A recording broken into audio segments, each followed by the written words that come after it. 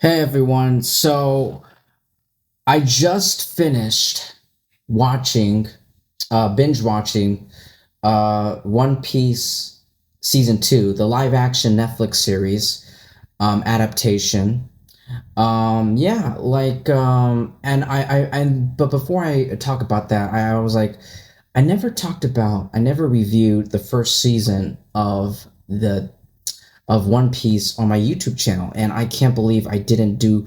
But the reason I didn't do a review for season one of this Netflix series is because I didn't know. Yeah, like people were talking about it. It was like there was so much hype and there was so much hype and anticipation, but I didn't know if it would be popular. But I didn't watch the.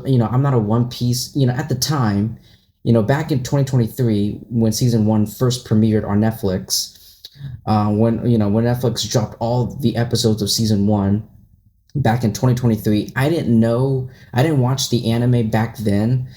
I wasn't a huge. I didn't know anything about One Piece except Monkey D. Luffy. There's a character named Monkey D. Except okay, I know Monkey D. Luffy. I know the woman with the orange hair is Nami, and the guy with the green hair is Zoro. That's it. Like I don't know. I know their names. I know what they look like. Nami has orange hair, like I said. And Zoro is the one with the swords and the green hair. Obviously, Luffy has is the one with the straw hat. But besides that, I didn't know like any. I didn't know anything beyond that. Like I didn't know they like Luffy has superpowers. Like I didn't know anything like devil fruits and like this lore, this world is there's so much juicy story and lore that I just went into the live action One Piece show completely blind. And then after I binge watched the first season of One Piece, I should have. I didn't, but I fucking should have watched the anime, but I didn't because I don't know. I don't know why. I actually don't know why. I should have, but I didn't.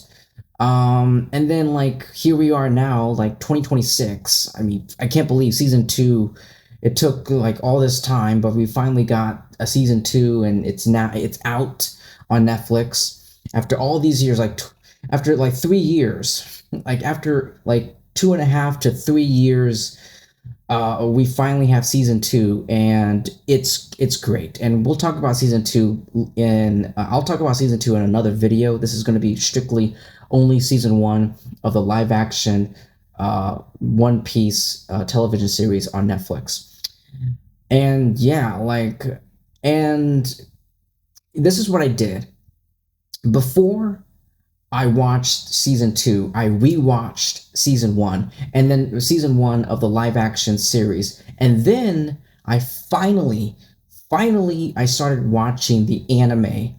I started watching the anime, and like holy shit! And I've started learning so much more. And I did some research, and there's so much, there's so much lore that I'm really in love with.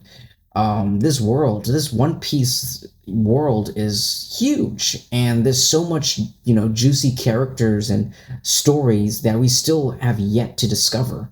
I mean, and it's like ongoing, like the both the anime and the manga, both of them are still ongoing to this day, which is crazy because the manga was first started off in 1997. The anime launched in 1999, I believe, and it's still going. Both of them are still going. It's ongoing. It's an ongoing series. But anyway, yeah, let's finally talk about season one of One Piece 2023, live action Netflix series. This is the project that finally broke the curse of live action anime adaptations, which is something I can't say for the live action Cowboy Bebop. I did do a review ish of Cowboy Bebop. I did a video talking about Cowboy Bebop, both the anime and the live action show, comparing both of them. So go ahead and check that out. It's a very older video. I think it came out. I think that video was 2021 or 2022 ish.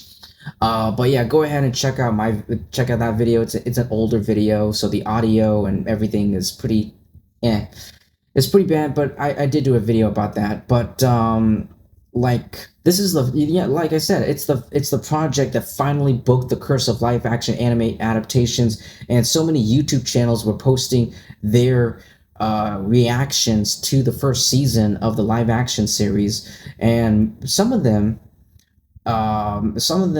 maybe most of them, haven't watched the anime.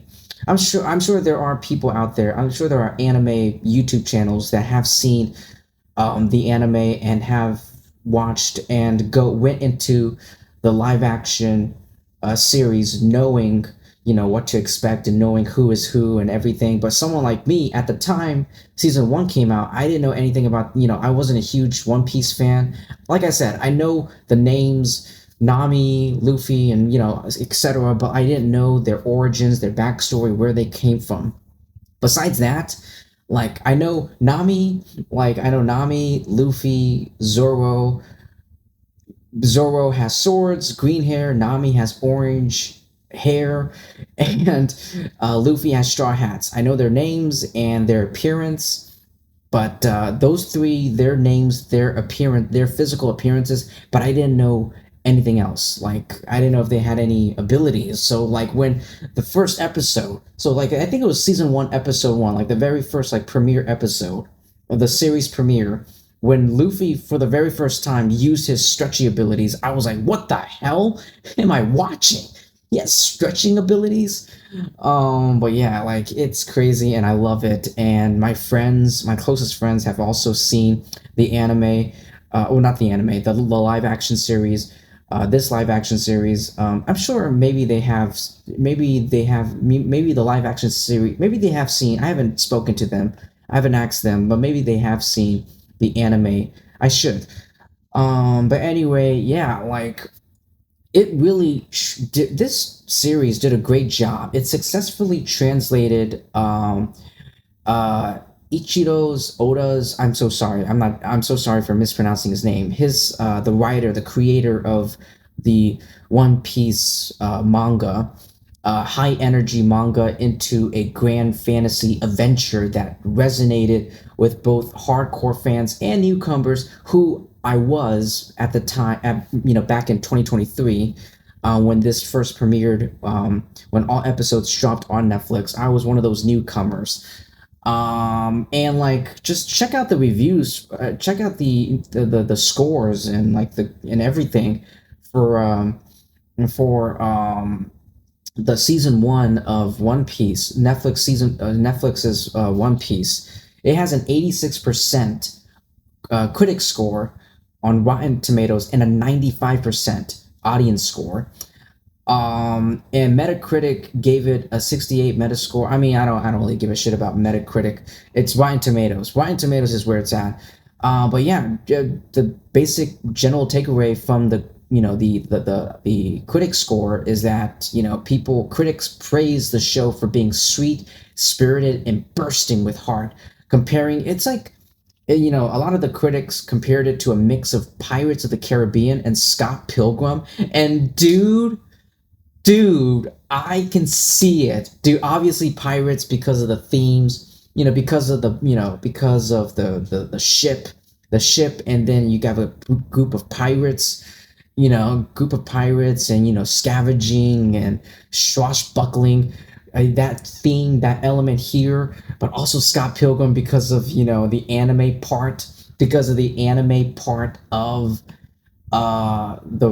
the One Piece of this series. I'm like, dude, I totally see a mix of both Pirates of the Caribbean and Scott Pilgrim.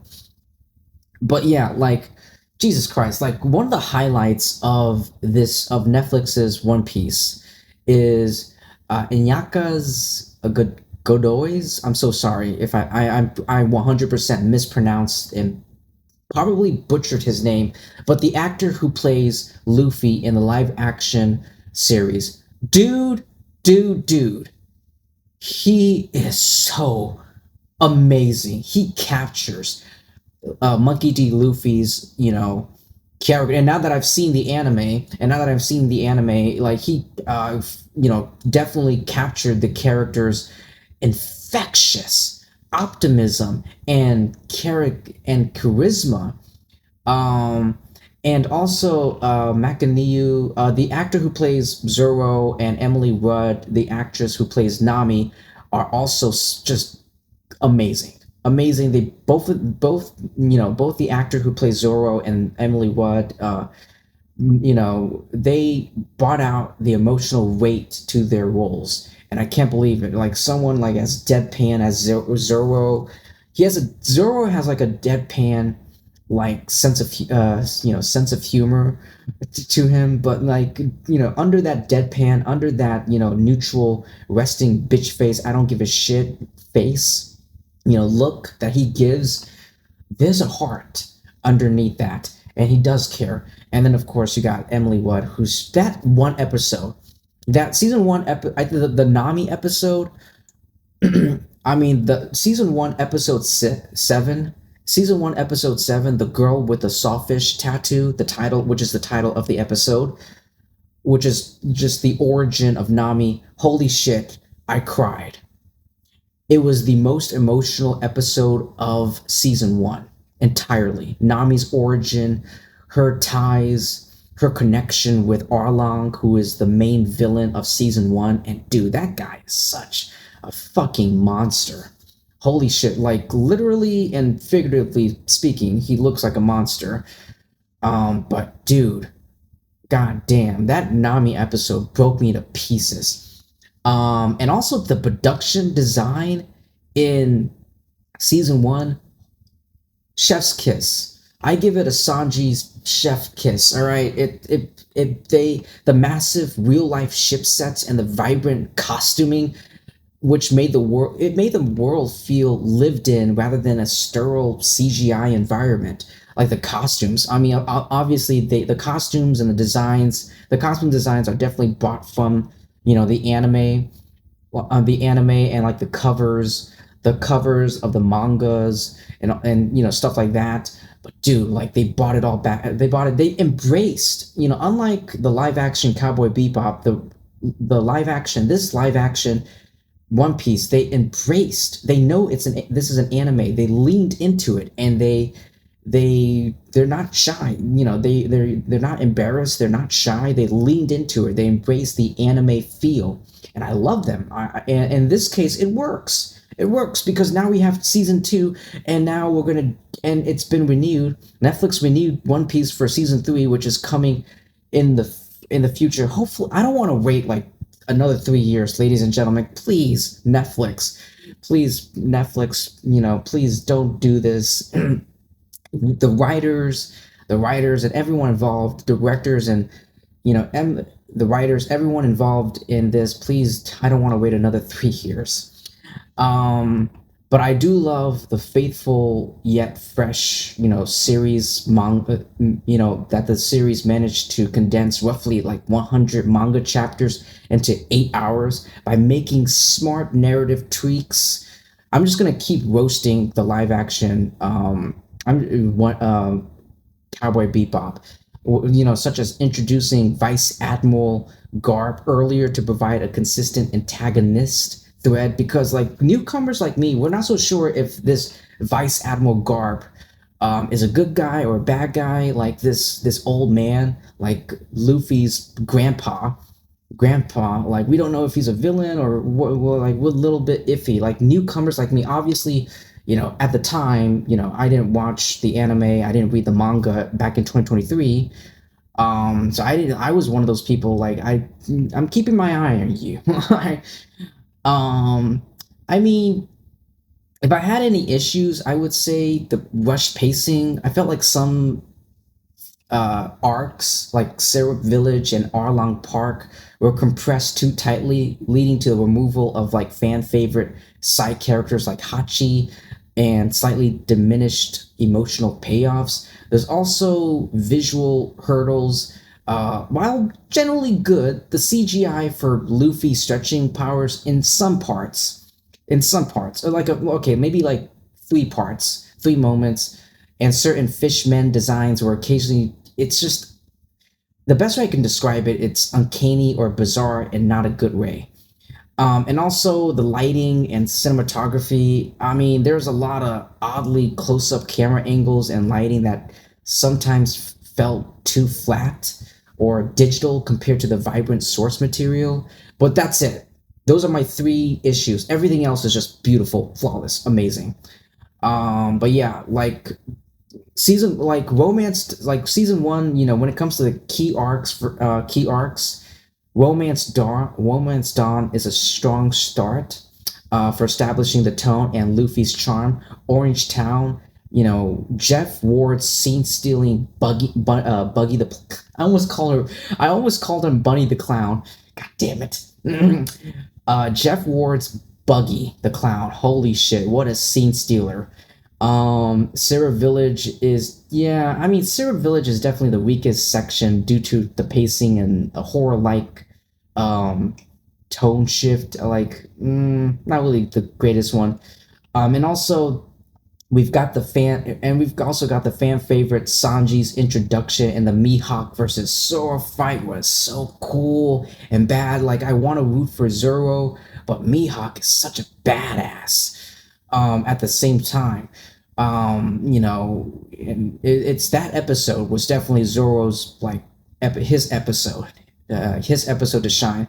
And Arlong Park has an emotional climax, which is, despite significant cuts to the supporting cast, it brought a lot of emotional climax, and I love and overall I liked it. But yeah, that's pretty much all I have to say for Netflix's season one of One Piece. Thank you so much, everyone, for taking time to listen to my review, my thoughts. Please like and subscribe. Definitely subscribe, because that will help me and my YouTube channel out a lot. And I will see you guys in my next video. Peace.